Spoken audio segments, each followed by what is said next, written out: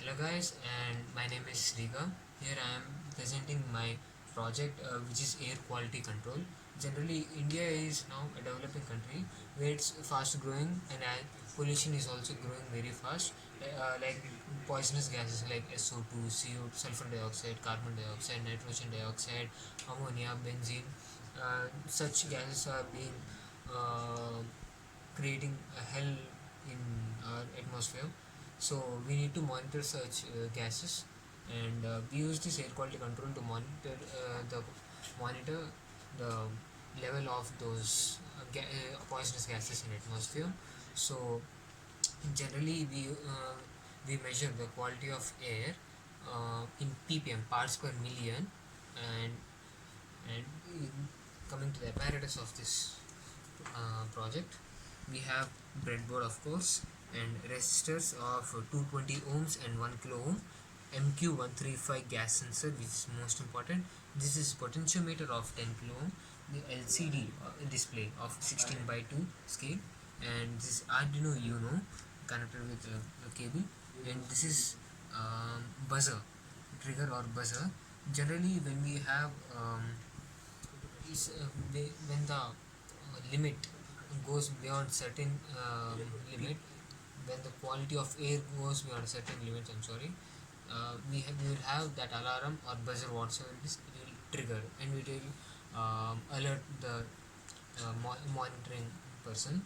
And um, and this is ESP Wi-Fi module, ESP8266, and jumper wires so that to connect the components. And we don't have smoke to create artificial smoke. We have matchstick. We can have later also, it's your wish. Just kidding, you can ask is enough. And yeah, action. I'm Naveen and I'm going to explain the working of the project that we are working on, air quality monitoring.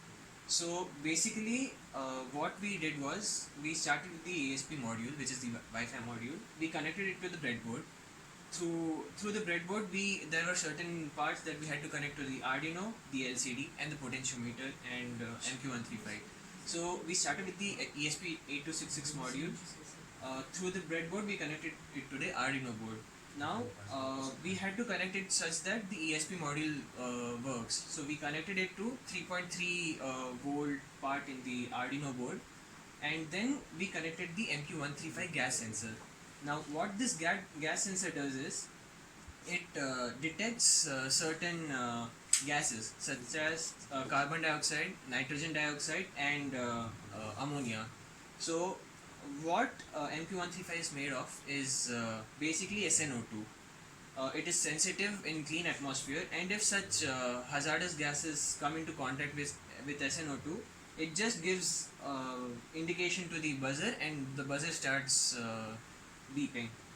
Now what we are going to do is we are going to put a smoke into the through the MQ135 gas sensor, and it will sense the ppm, and that will be displayed in the LCD screen, and that will be displayed in the serial monitor. And the work of this potentiometer is to control the LCD 16 by 2 LCD screen. It is connected to the breadboard and the Arduino board, and again to the LCD, from these two to the LCD.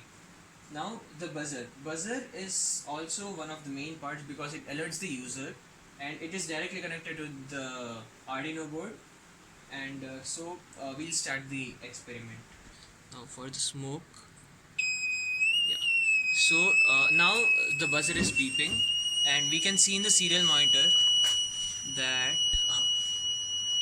yeah, we can see it changing from 1500 to 1600 ppm.